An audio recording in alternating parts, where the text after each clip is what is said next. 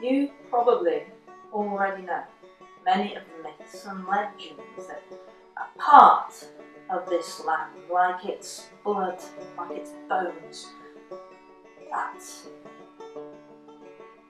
let me tell you about Rombald and Isolde, two giants that lived in this land before humans did. Rombald and Isolde married happily for hundreds of years.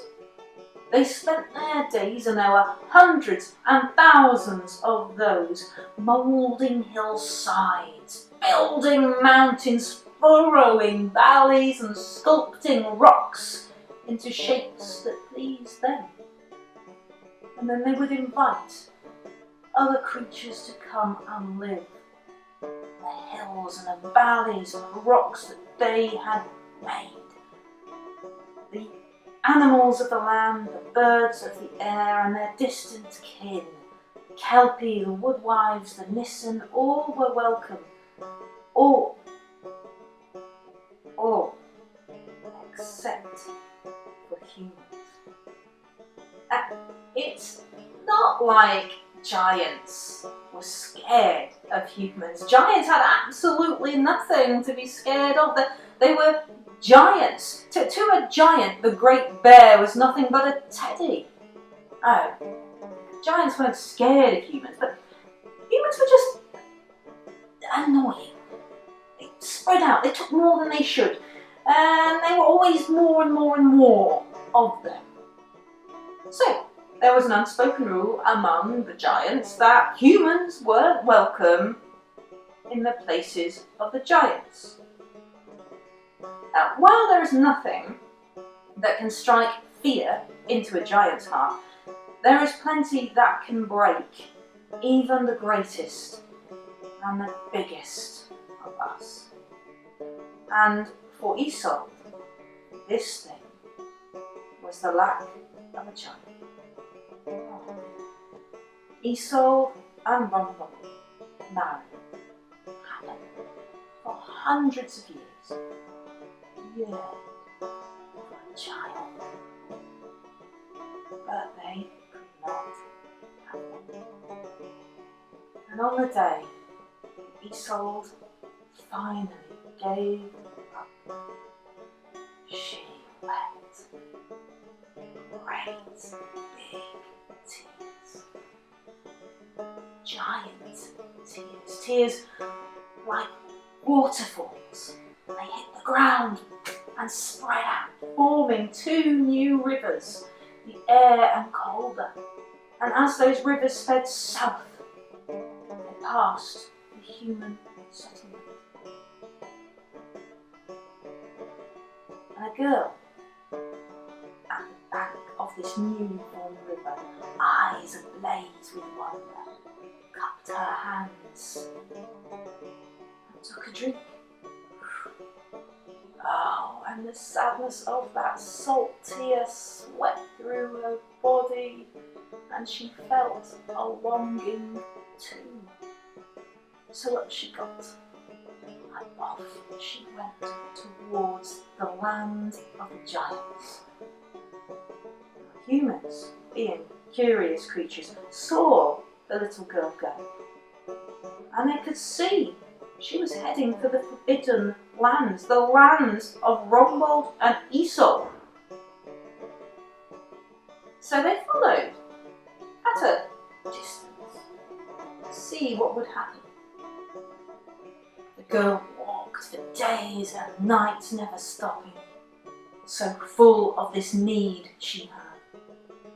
Finally, she got to the invisible boundary between those lands that humans could inhabit and this land of giants. She stepped up, and immediately the birds flew away, warning Isolde and Rombald, humans are here, a human is in your land. Rombald raged, rushing towards the girl, causing the land to thunder. He grabbed hold of a hill in one hand and a mountain in another, ready to sunder them apart and split the land to swallow the girl whole. Isolde reached out her two great hands and grabbed two great clouds, ready to smash them together and bring the thunder and lightning and send it to the girl. But then they saw her, this tiny human child, all alone. And there she stood, looking up at these two giants like mountains.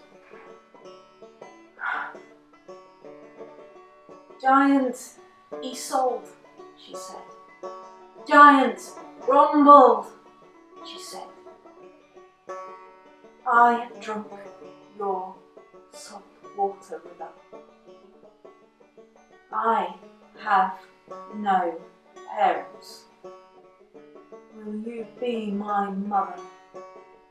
Will you be my father? Rombald stood dumbstruck at this small child and her gentle Isolde let go of the clouds in her hands, and sun broke through. The light graced her face and the face of the child, and Rombald saw a smile echoed in both of their faces. A smile he had not seen, lighting up his wife for years. And Isolde reached out, and the little girl jumped upon her hand. Yes, said Isolde, I will be your mother. And Rombald came, hugging them both close. Yes, he said, I will be your father. Now, the humans just beyond the boundary that had been watching, clever humans, saw what had happened, and as one stepped across the boundary together and called out, Will you be our mother, Isolde? Will you be our father, Rombald? Isolde's bounty was so great. She reached out and grabbed them all in the biggest hug and held them close and gently.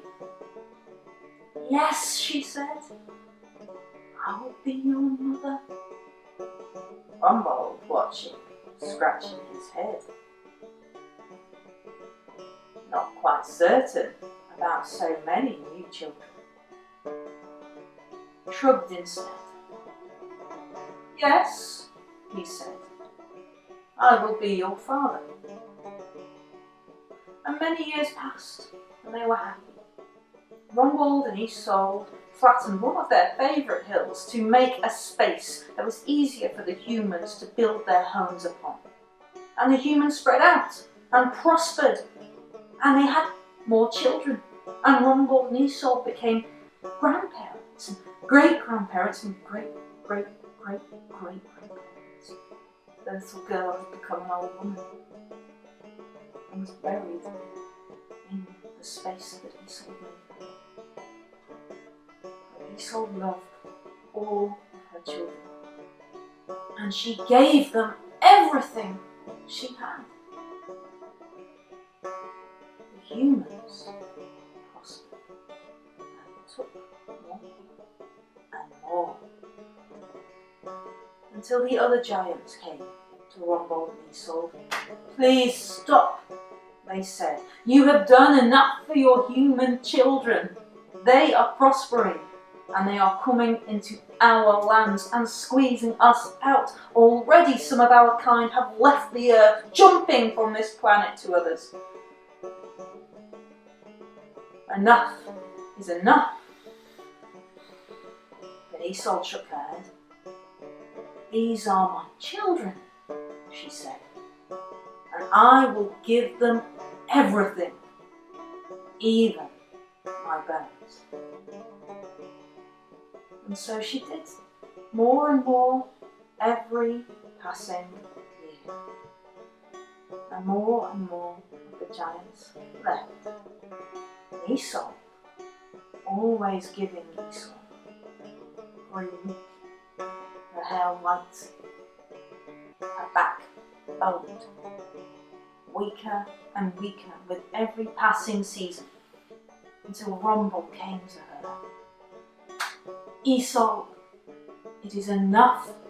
We have given our children everything. While you still have strength, let us leave and join our kin among the stars. But Isolde shook her head. These are my children, she said. I am their mother, and I will give them everything I have, even my bones. And so she did. And the day came when Isolde could not stand again.